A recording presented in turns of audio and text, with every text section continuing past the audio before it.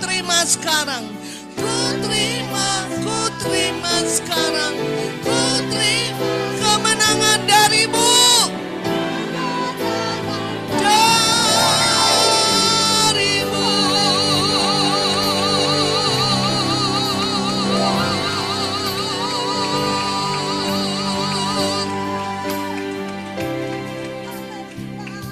Kami terus sadar Tuhan bahwa kami punya Tuhan yang besar, yang berjanji dan menggenapi.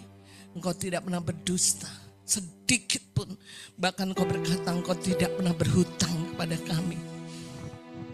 Engkaulah jaminan hidup kami Tuhan. Setiap firman-Mu pasti Engkau genapi. Itu yang menjadi penghiburan dan pengharapan buat kami. Mungkin hari ini kami belum lihat firman-Mu digenapi. Kami belum lihat jawaban doa. Bahkan kami sering Kau diamkan. Tidak ada kata-kata dari-Mu. Tapi jauh di lubuk hati kami. Kami percaya Kaulah penjamin bahwa firman-Mu pasti digenapi. Jangan biarkan Bapa dalam penantian kami ragu, kami tawar hati. Tapi biarlah sama seperti Abraham, sekalipun manusia lahiriah kami semakin merosot, tapi manusia batinia kami dibarui hari demi hari. Karena aku percaya, kata Abraham, bahwa Allah sanggup menggenapi segala firman-Nya. Kami tidak izinkan suara si jahat, auman si jahat, tipu daya si jahat membuat kami lemah oleh karena data dan fakta. Tapi dengan kehendak bebas kami mau memilih Tuhan untuk menjadi kuat oleh karena firman-Mu. Dalam segala apapun yang kami alami. Mungkin hari-hari ini kami ada di lembah baka. Kami ada di titik nadir. Titik ketidakmengertian kami. Tapi jauh dari lubuk hati kami ada satu pengharapan bahwa kami punya Tuhan yang besar, melampaui segala sesuatu, sanggup melakukan segala sesuatu. Tidak ada yang mustahil bagi Engkau. Engkau sanggup membuka jalan, bahkan membuat jalan yang baru. Engkau sanggup membuka pintu, bahkan membuat pintu yang baru. Terima kasih Tuhan. Ajar kami tidak goyah, tapi semakin hari semakin kuat berjalan di Sion. Kami hanya minta dalam segala apapun pergumulan hidup kami, taruhkan hati yang terus fokus tertuju hanya kepadamu. Hari ini kami ingin dengar firman Tuhan. Kami berdoa supaya Roh Kudus menolong kami. Tanpa Roh-Mu kami tidak akan pernah bisa mengerti. Berikanlah roh hikmat dan wahyu untuk kami mengenal Tuhan dengan benar dan akurat. Dan kami mau hancurkan segala tipu daya muslihat si jahat yang hendak mencuri setiap kebenaran firman Tuhan yang kami dengar di dalam nama Yesus. Berikanlah Tuhan hati yang haus lapar akan Tuhan. Supaya setiap firman yang dibagikan jatuh di tanah yang subur dan berbuah lebat dalam hidup kami. Firman yang memerdekakan dan firman yang mengubahkan hidup kami. Terima kasih Tuhan. Dan kami berdoa supaya tanda-tanda dan mujizat menyertai. Kami teringat kepada saudari kami Sipora Tuhan yang sakit saat ini. Dengan miumnya kami sepakat mengambil posisi untuk menghancurkan pekerjaan roh jahat. Pekerjaan sakit penyakit mium dalam perutnya, dalam nama Yesus kami hancurkan. Kau tidak layak hidup dalam tubuhnya. Karena 2000 tahun yang lalu sudah disempurnakan tubuhnya. Sipora tidak ada lagi sakit penyakit mutlak. Oleh karena bilur-bilurnya Tuhan dia disembuhkan. Kalau hari ini mengalami kesakitan Tuhan, jamah dia khusus hari ini. Jamah perutnya. Terjadi kesembuhan. Terima kasih. Bahkan saudara-saudara kami yang di sini maupun di Zoom yang sakit Tuhan sembuhkan mereka. Yang letih lesu dibangkitkan, yang terikat dilepaskan. Terima kasih Tuhan. Biarlah ambil alih seluruh hidup hamba-Mu, sampaikan apa yang Tuhan sampaikan baginya untuk jemaat. Dan biarlah selama firman Tuhan dibagikan, nama Engkau ditinggikan dan dimuliakan. Segala puji, segala hormat, segala kemuliaan hanya bagi Tuhan. Di dalam nama Yesus kami sudah berserah berdoa dan mengucap syukur. Kita katakan sama-sama Amin. Shalom. Shalom Bapak Ibu. Saya dengan cepat saja ya, karena kita sudah dengar banyak berkat sehingga waktu berjalan terus. Baik, minggu ini kita akan belajar tentang bagaimana hidup di dalam iman. Saya selalu berpikir topik ini selalu kita sudah dengar Bapak Ibu ya. Jadi saya tidak tahu Bapak Penatua ingin supaya itu tercetak dalam hidup kita. Jadi terus diulang-ulang ya. Hidup di dalam iman ya. Saya rindu supaya hari ini Tuhan membukakan satu pewahyuan yang baru ya, supaya kita betul-betul bukan hanya dikotbahkan bahwa hidup di dalam iman, tapi kita memang betul-betul dalam kehidupan sehari-hari kita memang betul-betul kita hidup di dalam iman. Amin, Bapak Ibu. Bapak Ibu, saya tidak pernah bosan ya berkata-kata bahwa kita ini hidup di masa-masa sukar. Ya, saudara setuju atau tidak ya, tapi faktanya dunia ini, saudara kalau saudara dengar ramalan-ramalan dunia ini, ya ini tidak baik-baik saja. Ya, saya dengar bagaimana Helmi Yahya pergi ke Amerika, saudaraku, Amerika sudah bangkrut. Ya, saudara lihat dia bisa ngirim dana ke Israel dan pada dasarnya dia bangkrut, Bapak Ibu. Ya, China mulai pusing, mereka juga memiliki inflasi yang cukup tinggi. Jadi saya melihat bahwa iblis musuh kita sedang menggiring semua orang ya, di dalamnya termasuk anak-anak Tuhan untuk hidup terus di dalam tekanan. Saudara setuju dengan saya ya? Kayaknya begitu gitu ya. Ya, karena situasi ini bukan hanya dialami oleh Indonesia, tetapi secara global, secara dunia, Bapak Ibu, itu menekan ya, semua orang, bahkan gereja Tuhan terus ditekan. Supaya apa Bapak Ibu?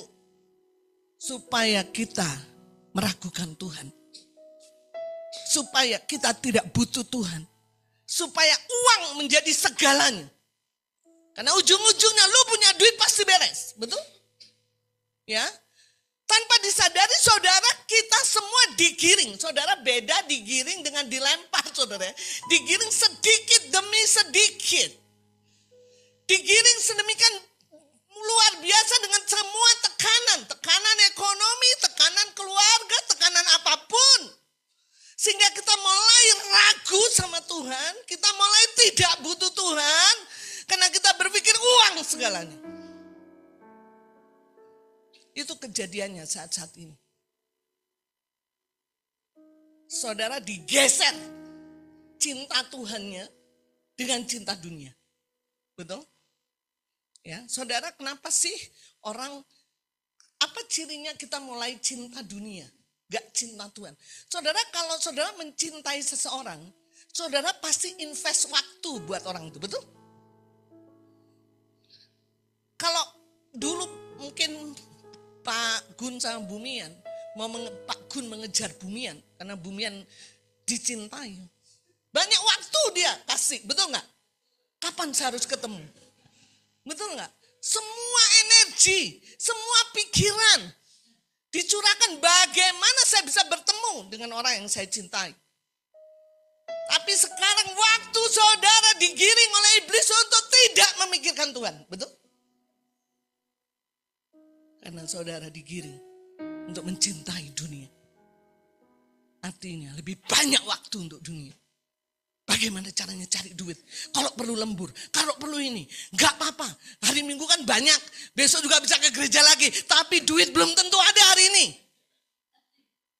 Saudara tanpa disadari. Betul? Karena uang menjadi solusi.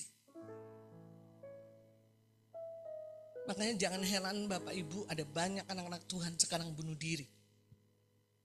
Ya, anak pendeta. Kenapa? Karena tekanan yang begitu kuat.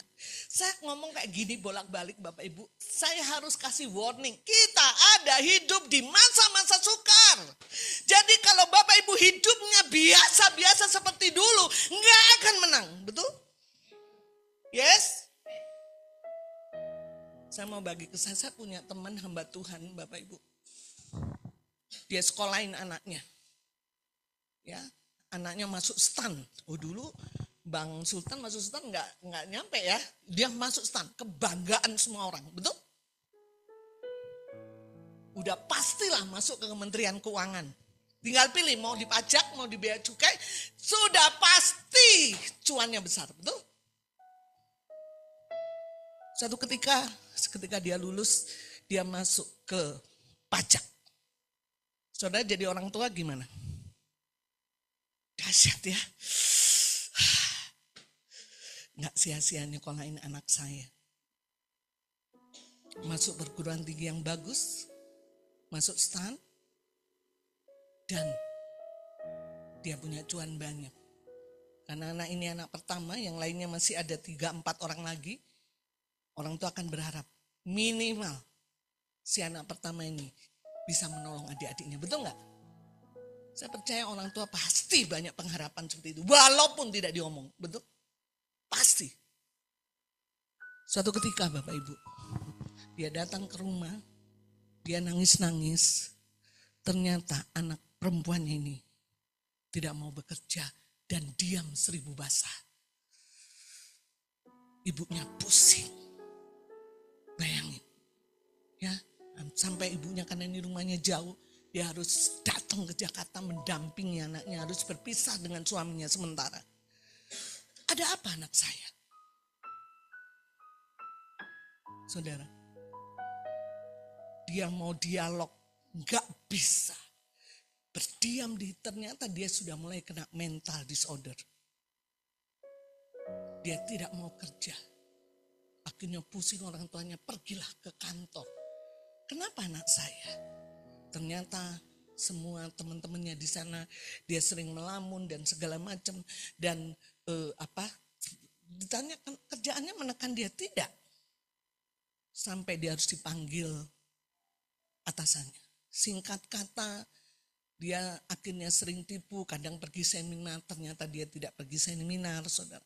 Jadi ibunya bingung, tidak bisa dialog. Saudara, kalau saudara jadi orang tua bagaimana? Pusing, betul nggak? Saudara mulai ragukan Tuhan, betul nggak? Saudara mulai berpikir, ini gimana sih Tuhan, anakku hasil doa, begitu loh. Saya berdoa untuk masa depannya, udah masa depannya gilang gemilang. Kenapa seperti ini? Ada banyak orang yang pun nggak bisa masuk pajak, nggak bisa masuk bea cukai, nggak masalah. Ini kenapa udah? Dia nangis, aduh Mbak, inilah titik nadir yang pernah saya alami selama hidup saya. Saya pernah mengalami banyak titik nadir. Saya di rumah seperti sepotong kayu katanya. Itu ibunya Bapak Ibu, nggak mau ngomong. Saya bilang sama dia, coba kamu temuinlah psikiater. Mungkin anakmu mental disorder. Kita nggak bisa gali dia apa yang terjadi. Tapi mereka punya ilmu untuk gali itu. Singkat kata dibawa ke psikiater, nol. Tidak ada perubahan. Akhirnya datanglah atasan dan kepala kantor didiskusikan. Tidak ada lagi harapan, harus keluar. Saudara bayangin. Saudara, iblis bisa menipu kita dengan banyak tekanan, betul? Ibu ini gak pernah berpikir dia akan menghadapi, betul gak? Masalah seperti ini.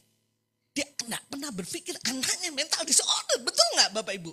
Karena semuanya berjalan dengan baik, dia sungguh-sungguh dia ke gereja anak ini. Saya mau kasih tahu ini zaman susah, betul? Bukan karena susah ekonomi saja, tapi tekanan si jahat untuk membuat saudara tidak lagi percaya sama Tuhan. Tidak lagi butuh Tuhan. Itu terus nyata Bapak Ibu. Karena ini hari-hari terakhir. Kekuatan musuh berkali lipat ganda. Tapi percayalah kalau engkau hidup kudus, terang Tuhan semakin besar atas hidupmu. Sampai suatu ketika, udahlah Mbak. Saya gak tahu. Saya hanya mau deklarasi. Apapun yang terjadi dalam hidup saya mau tetap percaya sama Tuhan. Saya gak mau lihat data. Saya mau lihat fakta. Sekalipun sakit, sekalipun saudara itu perjuangan buat dia. Sampai bilang, Tuhan aku percaya. Faktanya kayak begini. Betul gak? Tapi dia paksa, saya harus mengambil keputusan untuk percaya kepadamu. Dua-duanya hamba Tuhan, saudara. Dan dia bilang, ya sudah, kalau memang harus tidak bekerja, harapan semua buyar, boro-boro menanggung 4 anak di bawahnya. Ya diharapkan anak yang nomor 1 semuanya hampir buyar. Iblis tekan sedemikian rupa. Nah, saudara, yang dia lakukan hanya deklarasi. Kadang saya udah gak tahu lagi firman apa yang saya omongin. Saya udah letih, udah capek, udah jenuh, nangis dia Bapak Ibu. Saya hanya mau berdoa, ngomong sama Mbak Yus supaya Mbak Yus doain aku. Iya. Saudara, kemarin saya itu habis dari Pontianak kuliah, Bapak Ibu, besok sidang proposal tanggal 12, jadi tadi hari malam tadi harus nyelesain sampai bab 3. Jadi saya tuh semedi di kamar aja gitu. Nggak mau dia karena pusingan bikin tesis Bapak Ibu. Nah akhirnya dia telepon, Mbak Yus ada waktu nggak? Oh saya bilang mau nggak ada waktu, saya ada waktu aja lah karena dia yang nelpon saya. Dia bilang, saya udah mikir, aduh apalagi ya, saya udah beban berat di awal tesis nanti ditambahin lagi beban gitu kan. Saya bilang, ya udahlah Tuhan, saya bilang, ya gimana kabarnya gini-gini. Dia bilang, dia lama tuh, Mbak Yus, ya gimana? Saya bilang gitu, ada kabar baik. Hah? Kabar baik? Apa? Anak saya tidak jadi dipecat. Padahal dia udah sign Bapak Ibu. Didiskusikan selama 2 minggu. Dia bilang, ajaib, nangis dia. Miracle. Atasannya bilang itu sudah tidak bisa diganggu gugat. Tapi anak saya masih dikasih kesempatan setahun lagi. Dia nangis, saya bilang, oh Tuhan baik, saya sudah capek, saya sudah gak tahu bagaimana caranya berdoa. Firman, saya sudah deklarasi semua firman yang saya ingat. Saya mau kasih tahu sama Mbak Yus. Terima kasih ya. Kita lihat miracle. Kalau ini sudah dibuka, saya percaya anak saya dipulihkan. Saudara tahu enggak? Masalah-masalah seperti ini akan semakin banyak kita dengar, betul enggak? Kenapa? Karena ini masa-masa di mana tekanan semakin kuat, betul? Segala sesuatu bisa terjadi atas setiap kita, betul? Ya, kita digeser untuk cinta dunia, uang segalanya. Semua pengharapan kita sepertinya hancur. Firman tidak lagi menjadi yang berkuasa, tapi firman hanya seperti dongeng, betul enggak?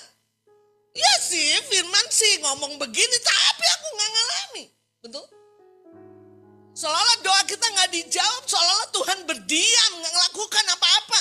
Kita penantian kita lama untuk menantikan jawaban. Oh, iblis sedang menekan semuanya. Kenapa? Karena Tuhan ingin, iblis ingin semua orang binasa. Saya mau kasih tahu Bapak Ibu. Ada kabar gembira. Dalam situasi seperti ini. Anak Tuhan harusnya mengerti. Hanya satu-satunya yang bisa mengalahkan dunia. Apa itu? Iman kita. Kita lihat 1 Yohanes 4 ayat yang kelima.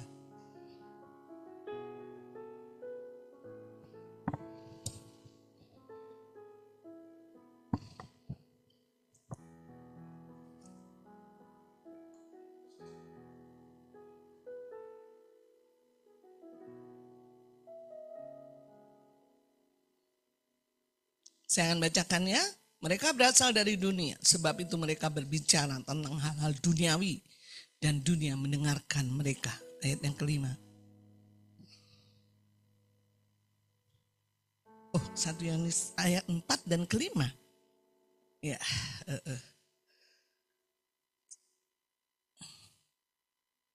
1 Yohanes 5 ayat 4 dan kelima.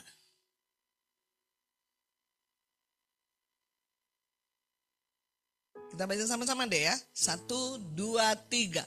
Sebab semua yang lahir dari Allah mengalahkan dunia. Dan inilah kemenangan yang mengalahkan dunia, iman kita. Ayat yang kelima. Siapakah yang mengalahkan dunia? Selain daripada dia yang percaya bahwa Yesus adalah, saudaraku, tidak ada lain, dunia harus dikalahkan. Betul nggak?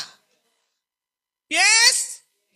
Apapun yang kau alami, kau bisa kalahkan. Karena kita, ayat yang keempat, kita lahir dari Allah. Sebab semua yang lahir dari Allah mengalahkan dunia. Tapi seringkali ini ditutupi oleh iblis. Seolah-olah kita tidak sanggup mengalahkan dunia. Energi kita habis, betul nggak? Kita tidak percaya bahwa kita bisa mengalahkan semua persoalan kita. Kita semakin depresi. Hari ini saya ingatkan ada kabar baik. Men, kau punya kuasa untuk mengalahkan dunia. Apapun persoalanmu. Yes, iman kita. Tidak ada cara lain, Bapak Ibu. Kau nggak punya cara.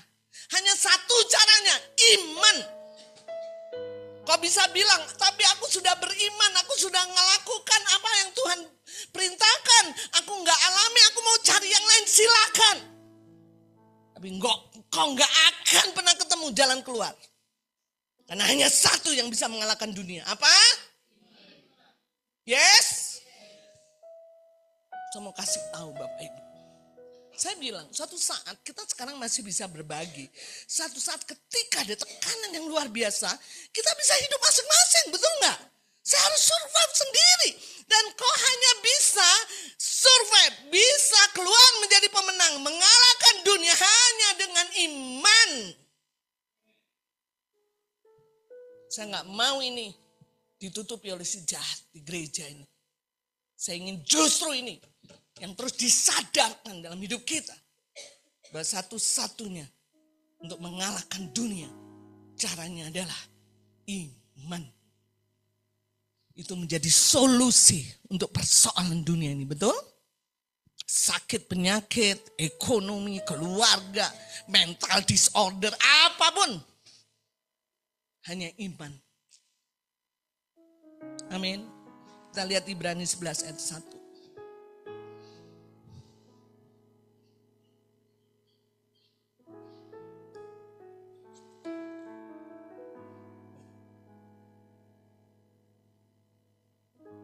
Kita baca sama-sama ya.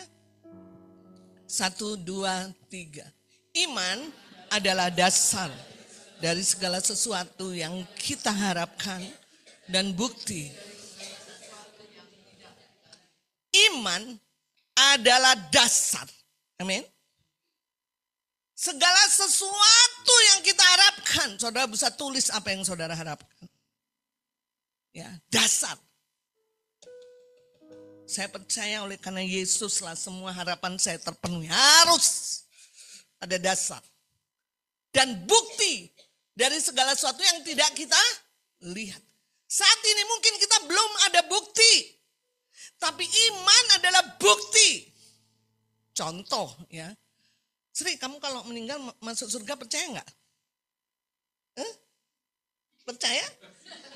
Berapa persen? 100%? 1000%? 1000% ya. Dia pernah 2000%. Sri, kamu pernah lihat surga enggak?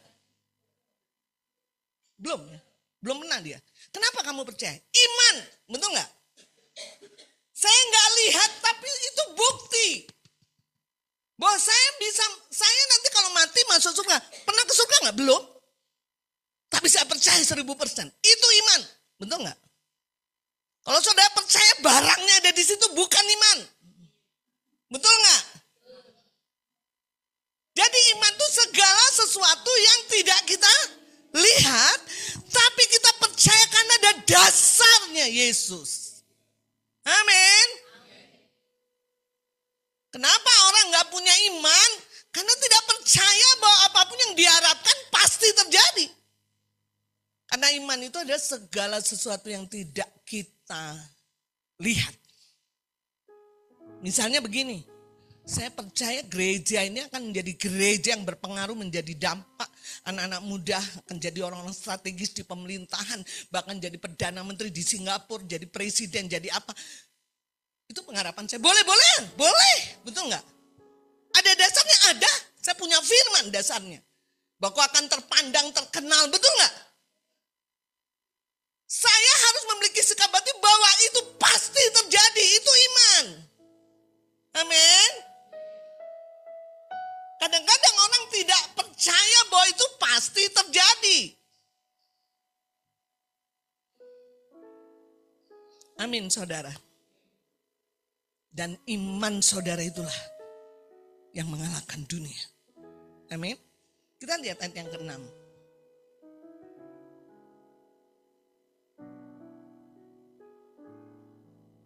Kita baca sama-sama ya. 1, 2, 3.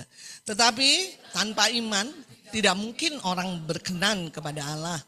Sebab barang siapa berpaling kepada Allah, ia harus percaya bahwa dan saudara, yang pertama, kalau saudara tidak memiliki iman, tidak mungkin berkenan kepada Allah. Artinya begini, kalau saya memiliki persoalan-persoalan dunia, ekonomi lah, anak lah, keluarga apapun, serut apapun, saya nggak punya iman, saudara terpisah dari Allah, betul? Ngerti nggak? Karena itu nggak berkenan. Amin. Allah tidak akan memberikan kasih karunia, Allah tidak memberikan kedaulatannya, Allah tidak memberikan anugerahnya kepada saya untuk menyelesaikan persoalan saya, untuk mengalahkan dunia. Jadi iman bukan hanya untuk mengalahkan dunia, solusi, tapi iman adalah portal supaya anugerah, kasih karunia, kedaulatan Tuhan turun atas kita. Setuju dengan saya? Setuju? Ya. Karena tanpa iman Tuhan gak berkenan. Saudara, kalau saya gak berkenan sama orang, saya boro-boro mau dengerin dia. Betul gak? Boro-boro mau ngasih bantuan. Saya gak berkenan. Misalnya Pak Prabowo gak berkenan, dia akan suruh ajudannya, usir itu Teguh, saya gak berkenan gitu kan. Betul gak saudara? Tidak semua orang bisa berkenan buat Pak Prabowo, betul? Ngerti gak saudara? Jadi kalau saudara punya iman, saudara punya portal yang terbuka, betul gak? Saudara mengalami anugerah, jalan keluar, hikmat, kedaulatan, apapun untuk mengalahkan dunia.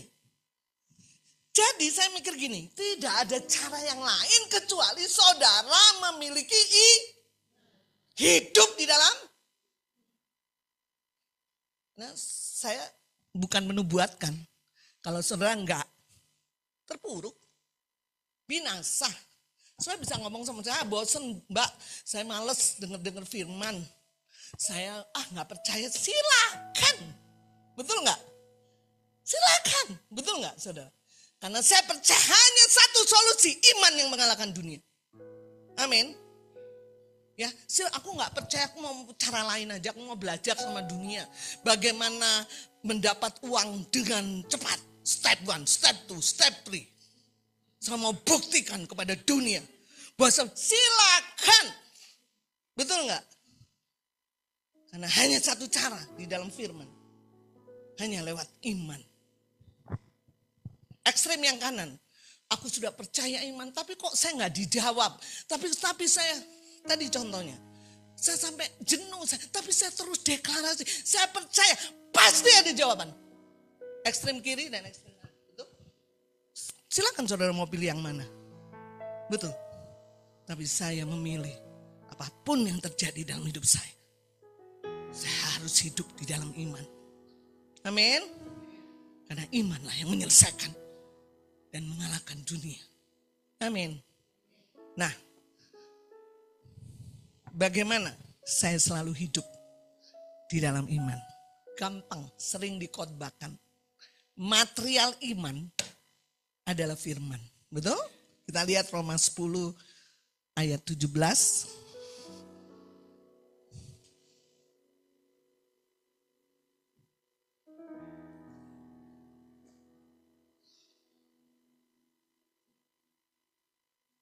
Kita baca sama-sama ya. 1, 2, 3. Jadi iman timbul dan pendengaran. Material iman, bahan bakunya iman adalah firman. Jangan main-main dengan firman. Betul enggak?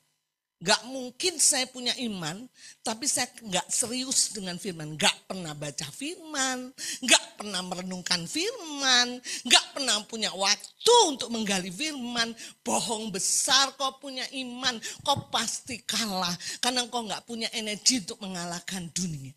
Betul enggak? Jangan juga kau main-main dengan firman. Hari ini baca firman, ya Rebo saya baca firman. Sabtu saya baca, Minggu pasti saya baca. Saudara, kalau saudara nge-gym, tahu nge-gym ya? Ya, anak laki-laki sering nge-gym. Supaya 6 pack, 4 pack, backpack. Gak bisa tanya sama yang biasa nge-gym. Hari ini nge-gym, Kamis tidak, Jumat nge-gym. Gak ada 6 pack. Betul gak? Kau perlu ketekunan. Betul? Ketekunan menjadi barang mahal untuk menciptakan iman. Betul? Kalau engkau gak bertekun di dalam firman, tidak pernah muncul iman. Betul? Jadi saudara, kita harus waspada. Kalau gaya hidup kita masih biasa-biasa, dengan tantangan yang begitu luar biasa, kau bisa mengerti bagaimana hidupmu. Betul gak? Engkau yang menentukan kamu kalah atau menang. Semakin saya tahu persoalan semakin besar, saya tingkatkan waktu saya. Amin. Saya akan. Kenapa? Saya tahu bahan bakunya adalah firman. Saya akan baca firman. Ya, nunggu di mana saya akan buka firman. Saya akan dengar khotbah. Pokoknya saya tahu itu material saya untuk melahirkan iman. Betul? Dan tidak bisa ketika saya happy baru saya baca firman. Ketika saya gak punya duit baru baca firman. Saya begitu saya happy, saya nggak baca firman, nggak bisa. Diperlukan investasi yang terus menerus untuk membangun firman dalam hidup kita. Jangan dianggap sepele, deklarasi, betul? Kemarin Mbak Christine bagi di kelompok PA, bagaimana ketika dia deklarasi terus, ya, ada kesembuhan dalam hidupnya Rama. Jangan anggap sepele, jangan biarkan mulutmu diam, betul? Terus katakan, ketika kau lihat kok faktanya nggak begini, balikkan dengan firman. Gak punya duit, oh burung di udara dipelihara, aku serahkan kekhawatiranku kepada kau gembala yang baik, betul nggak? Jangan diam, betul nggak? Jangan kau cari orang, tolong saya. Dia gak bisa kalahkan dunia, betul? Kamu yang kalahkan dunia dengan iman. Saya tahu ya. Jangan malu-malu, ya kan? Bapak-bapak sering malu itu. Ngomong firman. Biarin aja di kamar dibilang orang gila, gak apa-apa. Urusan saya, yang penting saya bisa kalahkan dunia, betul? Imajinasikan firman. Ya, pada waktu saya PA-in pemimpin-pemimpin di Malang, Bapak Ibu ya. Wah, waktu itu dia sangat terpuruk lah pola pikir dan sekarang begitu PA, dia mengalami pola pikir. Kemudian mereka datang kan kemarin, kesaksian di gabungan. Terus mereka saya ajak ke rumah di sepanjang jalan ya. Itu bicara banyak. Mereka merasa diperlengkapi begitu. Akhirnya dia berani lah bermimpi besar. Di Malang ini ada ratusan anak-anak Kupang ya. Anak-anak Kupang, anak-anak Kalimantan yang mahasiswa itu menjadi jemaat mereka ratusan. Tapi masalahnya mereka ini ekonomi orang tua minim. Jadi si pemimpin harus nyediain, kadang nggak makan, kadang ini harus menyediakan lapangan kerja dan segala macam lah. Istilahnya perlulah uang banyak untuk pelayanan ini. Saya bilang, selama kamu benar, kita disuruh memerintah dengan firman, betul? Saya bersyukur, saya terkaget-kaget. Nah, waktu retreat saya menubuatkan bahwa mereka akan ketemu dengan orang-orang kaya gitu ya. Begitu saja nubuatan itu. Dan luar biasa Bapak Ibu. Akhirnya pemimpin ini, Bu Pendeta ini tiba-tiba masuk dalam satu jaringan ya. Jaringan di mana jaringan itu untuk penginjilan bangsa-bangsa. Jadi akan mengirim misionaris ke bangsa-bangsa. Tiba-tiba ada seorang ibu, dia bilang gini, aku ingin berdoa untuk kamu. Katanya dia ke ibu pendeta Malang ini ya. Terus dia bilang, oh begitu Bu. Dia gak tahu di gereja mana. Kemudian didoain lah. Doain. Terus kemudian dia bilang, sebelum saya doain kamu pengen didoain apa? Nah dia akhirnya ngomong, saya ini punya pelayanan banyak mahasiswa. Kupang dan ratusan, tapi saya rindu mereka diutus ke bangsa-bangsa, tapi mereka kan perlu begini. Ternyata ibu ini punya hati sudah lama tentang NTB, Kupang. Saudara lihat bagaimana Tuhan meinikan ya. Kemudian dia bilang, oh iya gini, ayo kita berdoalah. Sampai berdoa ternyata ibu ini punya satu komunitas bagaimana menolong menjadi pengusaha. Ya, menjadi pengusaha lah. Orang dilatih untuk jadi pengusaha dan diberikan pinjaman uang unlimited. Berapapun kalau usaha itu proposal itu disetujui.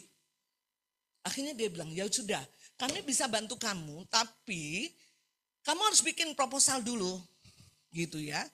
Kami punya hati untuk itu dan nanti kita akan cek segala macam. Nah, kemarin dia doain ya Mbak, gini. Akhirnya mereka bikinlah perusahaan. Ya, yang dibawa gereja yaitu perusahaan pemotongan ayam dan pemeliharaan ayam lah kayak di Palasari lah ceritanya begitulah. Dia hitung karena di Malang itu hampir tidak ada ya peluang itu. Yang luar biasanya saudaraku, kemarin dia sampai kaget seberapapun yang dia tulis disetujui semuanya. Dan di situ sudah dihitung ada puluhan orang yang diberikan lapangan kerjaan di situ. Amazing. Satu ketika ada salah satu ini kan ada dua ya pemimpinnya. Satunya anak PA saya juga, saudaraku, dia punya hati ke Banyuwangi, Bapak Ibu. Mungkin Bapak sudah dengar Ibu di gabungan ya. Dia pergi ke Banyuwangi. Pulang dari kebaktian di BTC, saya sedang menuju rumah saya terus bergaul dengan mereka, ke floating kemana. Tiba-tiba di tengah perjalanan, saya ditelepon. Di telepon ada seseorang memberi uang 7,5 juta untuk perintisan di Banyuwangi. Dia kaget. Saudara, itu yang membuat kalau dia PA, itu belum waktunya PA, sudah buka Zoom. Karena mereka mengalami breakthrough, saudara. Bukan karena saya, sekali lagi. Ya, pengen cerita panjang lebar. Kemudian, dia pergilah ke Banyuwangi, Bapak Ibu ya. Banyuwangi itu okultismenya paling kuat se-Jawa Timur. Orang bisa beli santet di situ, terbuka. Ya, biasanya begitu ya. Nah, dia bingung di Banyuwangi harus bagaimana. Luar biasa Tuhan bawa itu ada kenalan. Sampai ada satu pengusaha kaya memberikan tempatnya untuk pos PI. Dan memberikan lapangan pekerjaan 2 orang sarjana boleh kerja di Banyuwangi. Asal untuk memberitakan Injil. Nggak masuk di akal. Betul nggak saudara? Kenapa seringkali kita nggak mengalami perkara-perkara besar? Karena imanmu kecil. Betul? Karena iman sebiji sawi pun dia bisa memindahkan gunung. Amin. Bagaimana caranya? Mereka deklarasi. Kita ajarkan seperti itu kan. Imajinasi. Karena tidak ada yang lain kecuali firman. Amin. Investasikan hidup kita. Ketekunan. Jangan kamu punya gaya hidup yang sama dengan hari-hari kemarin. Betul? Kalau enggak terpuruk. Harus tidak biasa lagi seperti itu. Yang kedua, terus jaga kadar cinta kita sama Tuhan. Saudara, cinta itu bisa menurun loh. Suami istri dulu waktu nikah cintanya 100%. Udah tubuhnya langsung jadi 80%. Kadar cinta itu harus dipupuk, betul nggak saudara? Bisa berkurang loh, betul nggak? Sama kadar cinta sama Tuhan kita juga bisa berkurang, betul nggak? Kita waktu pertama percaya Yesus, kasihnya mula-mula. Semua orang pengen diinjili, ya kan? Waduh, ketemu orang, binatang aja nggak diinjili. Pokoknya ada orang diinjili, ada orang diinjili. Waduh, luar biasa gitu kan. Kalau nggak ada orang bingung, dia aduh siapa yang saya injili ya? Kayak kelaparan gitu. Kasih mula-mula kita kan begitu ya. Kalaupun nggak ada orang, ada kucing pun dia pengen itu nginjili. Itu kasih mula-mula, betul? Tapi saya tanya, hari ini bagaimana kadar cintamu? Harus dipupuk, betul nggak saudara? Makanya Tuhan ingin supaya saudara tidak dingin, ya, tapi panas ya, tidak boleh suam-suam ya. Kenapa? Kita lihatlah 1 Yohanes 5 ayat 1 sampai 3.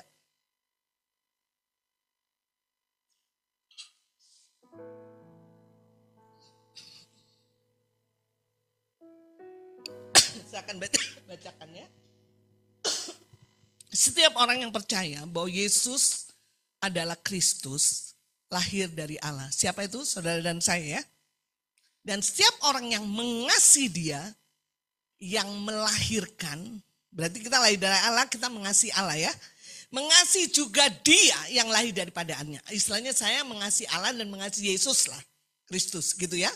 Barang siapa yang lahir dari Allah, dia harus mengasihi Bapa dan dia harus mengasihi Yesus. Ayat yang kedua. Inilah tandanya bahwa kita mengasihi anak-anak Allah, yaitu apabila kita mengasihi Allah serta melakukan perintah-perintahnya. Tandanya kita mengasihi Allah bukan karena kita maksudnya hanya yes, amin, kemudian nggak apa-apa itu, cuman tandanya, indikasinya kalau kita melakukan perintahnya. Ya, terus ayat yang ketiga, sebab inilah kasih kepada Allah, yaitu bahwa kita menuruti perintah-perintahnya. Perintah-perintahnya itu tidak berat. Sederhananya begini, kalau kadar cinta saya kepada Tuhan semakin menurun, saya nggak punya energi untuk melakukan perintah Tuhan. Setuju dengan saya? Setuju nggak? Bisa sederhananya seperti itu, ya. Karena memang logikanya masuk, Bapak Ibu. Kalau saudara mencintai seseorang, apapun perintah yang saudara cintai, apapun dibayar harganya. Ya, dibayar harganya. Ya, mungkin kita bilang, saya waktu dulu bilang, aduh saya besok, pacar saya orang hukum, bukan dihukum ya, orang hukum. Saya orang akuntansi gitu ya. Jadi saya bilang, aduh saya besok harus ujian, bukunya ini sulit. Seharian tuh dia cari, di Palasari lah, di mana. Datang-datang ke rumah sebagai pahlawan. Tenang, jreng ini. Duitnya dari dia, seharian dia cari, dulu nggak ada handphone Bapak Ibu. Betul nggak? Bahwa cinta itu energi, betul? Ngerti ya? Saya nggak yakin Bapak Ibu bisa taat kalau cinta Bapak Ibu kepada Tuhan semakin menurun kadarnya. Betul? Nah, Bapak Ibu sekarang tanya, bagaimana kok bisa menurun ya Mbak ya? Berarti kalau menurun, Bapak Ibu itu bocor rohaninya. Ya kan? Seharusnya kan ibadah dikasih, saat teduh dikasih. Betul nggak? Seharusnya otomatis kadar cintanya kan makin besar. Kan sudah diisi oleh firman gitu. Tapi kenapa justru kadar cintanya tidak naik, malah turun? Berarti ada yang bocor. Betul? Saya setuju dengan saya. Bocor rohani. Apa yang bikin bocor? Konflik batin. emosi negatif, kekhawatiran, kecemasan, betul? Maka kalau saudara ingin kadar cintanya makin besar, tanggulangi itu. Blokir itu semua. Amin. Karena itu bisa membocorkan hidup Bapak Ibu. Amin. Ya. Jadi fokus kita adalah firman. Pagi-pagi saya selalu bilang, Tuhan I love you. Saya mengasihimu. Lebih dari yang kemarin. Saya siap kau mengasihi aku hari ini. Sama kan? Suami istri juga kalau parenting tiap pagi suruh ngomong, I love you mami, I love you papi. Betul gak? Saudara, perkataan kita menghadirkan kadar cinta. Betul? Jangan-jangan saudara tidak pernah mengatakan aku mengasihimu kepada Tuhan. Bagaimanalah caranya memupuk saudara? Karena itu adalah energi untuk kita bisa taat. Amin. Fokus kepada firman. Satu lagi, mohon maaf ya, ini rada telat. Kita akan mendapatkan upah dari iman kita. Ibrani 11 ayat 6, tadi kita lihat. Kembali lagi ke Ibrani 11 ayat 6. Tetapi tanpa iman tidak mungkin orang berkenan kepada Allah. Sebab barang siapa berpaling kepada Allah, ia harus percaya bahwa Allah ada. Dan bahwa Allah memberi upah kepada orang yang sungguh-sungguh. Orang yang bertekun. Makanya tadi ketekunan menjadi satu kata penting ya. Untuk mengalahkan dunia. Apa upahnya? Kita bisa memindahkan gunung. Kita lihat Matius 21 cepat saja ya. Matius 21 ayat 21.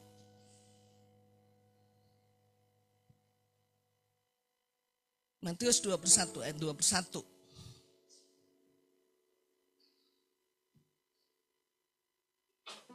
Yesus menjawab mereka, aku berkata kepadamu, sesungguhnya jika kamu percaya dan tidak bimbang, kamu bukan saja akan dapat berbuat apa yang kau perbuat dengan pohon ara itu. Tapi juga jikalau kamu berkata kepada gunung ini, beranjaklah dan tercampaklah ke dalam laut. Hal itu akan terjadi. Saudara diberi kuasa untuk memindahkan gunung. Apa itu gunung? Masalah. Persoalanmu. Kau bisa campakkan. Beranjak. Amin. Karena kau bertekun membangun hidupmu di dalam iman. Yang kedua, Lukas 17 ayat 19.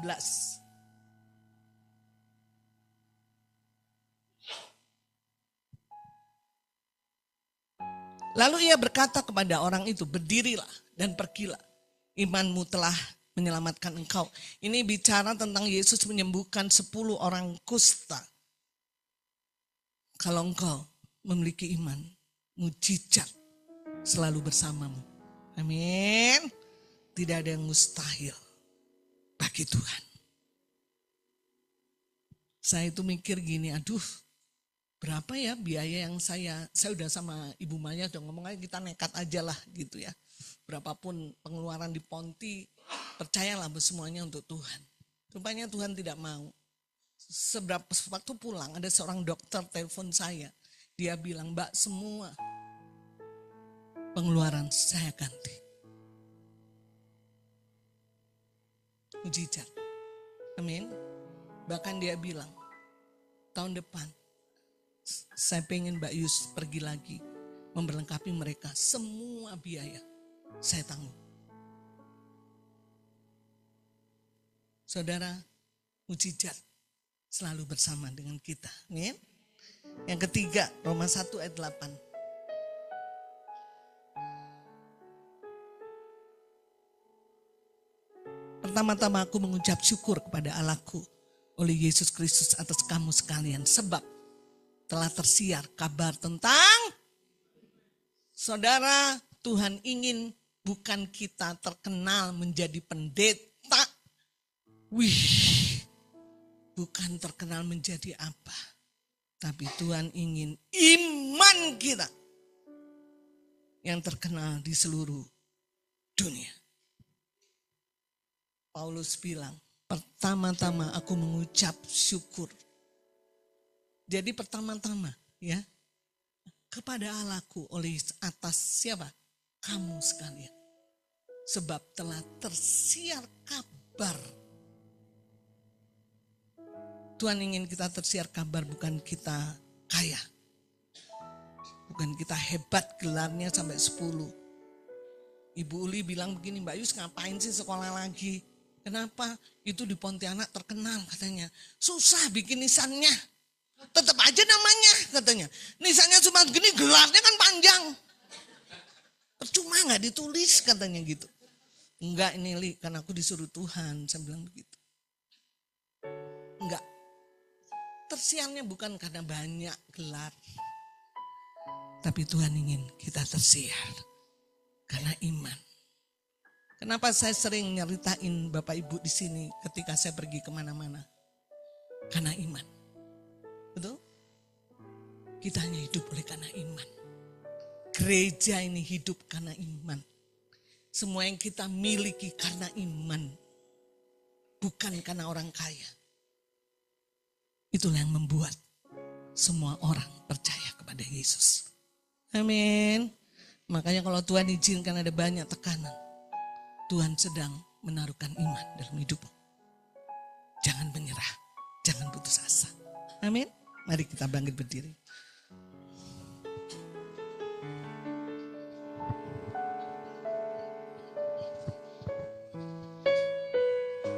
Yes Tuhan. Hari ini kami berdoa supaya Engkau berbicara kuat dengan kami. Kami mau hidup kami tidak sama lagi Tuhan. Kami rindu hidup dalam ketekunan. Menginvestasikan waktu kami untuk bergaul dengan firman-Mu. Menggunakan mulut kami untuk mendeklarasi firman-Mu. Menggunakan pikiran kami untuk mengimajinasikan firman-Mu. Karena kami hidup oleh karena firman.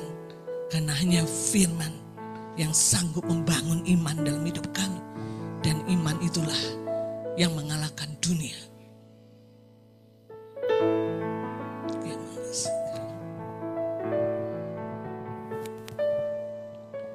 Saat ku tak melihat, jadikanlah ini kata-kata profetik dalam hidupmu. Saat ku tak mengerti rencana, jadikan ini kata-kata profetik ketika engkau jenuh, kau ada di titik nadir. Janjimu, pengharapan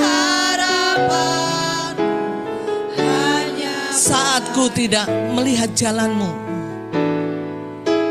saat ku tak melihat jalanmu, saat ku tak mengerti rencanamu, namun tetap katakan kepada Tuhan, hanya firman-Mu yang kami pegang. Sekali lagi katakan, saat aku tidak melihat jalan-Mu, saat ku tak melihat jalan-Mu, saat ku tak mengerti rencana-Mu, namun tetap ku pegang janji-Mu, pengharapanmu hanya kepadamu. Oh, deklarasi hatiku percaya. Hatiku Yes. Angkat tanganmu, katakan untuk segala keadaan aku percaya kepadamu. Yes.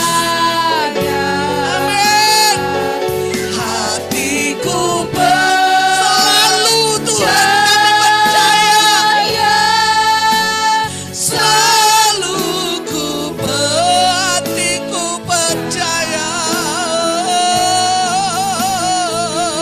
Hatiku percaya. Imajinasikan pengharapanmu pasti terjadi. Kau sanggup memindahkan gunung. Mujizat pasti terjadi. Yes. Hatiku percaya.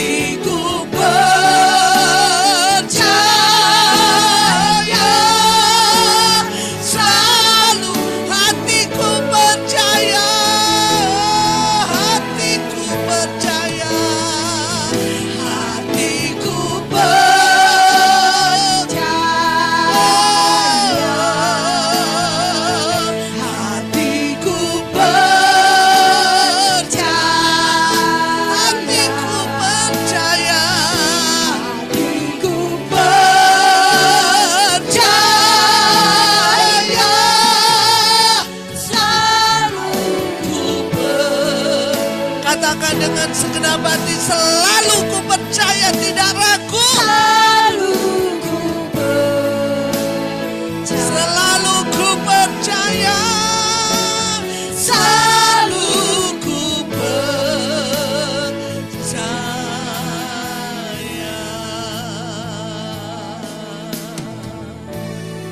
Untuk semua keadaan Tuhan, kami mengambil keputusan dengan kehendak bebas kami. Kami selalu percaya. Walaupun kami tidak mengerti, tidak tahu apa yang harus kami alami. Tapi kami mau berpegang pada firman-Mu. Pengharapan kami hanya padamu. Dan kami putuskan hari ini, apapun keadaan kami mau tetap percaya kepadamu. Dan selalu percaya. Tidak gampang digoyahkan oleh semua data dan fakta. Tidak ragu sedikit pun. Selalu percaya. Mari saudaraku, saya merindukan bahwa lewat gereja ini tersiar iman kita kemana-mana. Ke seluruh dunia.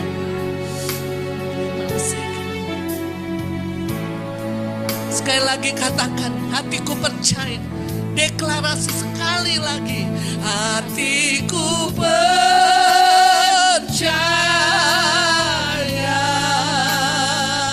Hatiku percaya.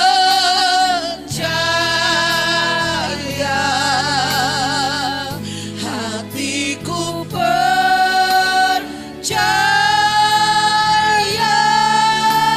Selalu ku percaya. Selalu ku percaya. Selalu ku percaya. Mari angkat kedua belah tanganmu. Pulanglah dengan damai sejahtera. Firman yang kau dengar, itu firman yang mengubahkan hidupmu, mencetak ulang hidupmu. Roh Kudus yang memberikan ketekunan bagimu untuk mencintai Tuhan, mencintai firman-Nya, dan kau akan mengalahkan dunia, memindahkan gunung. Hidupmu penuh dengan mukjizat dan imanmu tersiar di seluruh dunia. Biarlah firman Tuhan, Roh Kudus, pekerjaan firman dan Roh itu yang menguatkan, meneguhkan, dan membuat semuanya terjadi atas hidupmu. Terimalah penyertaan Tuhan, kuasa Roh Kudus menyertai engkau dalam apapun keadaan dan kegiatanmu dari sekarang sampai selama-lamanya. Kita katakan sama-sama, amin.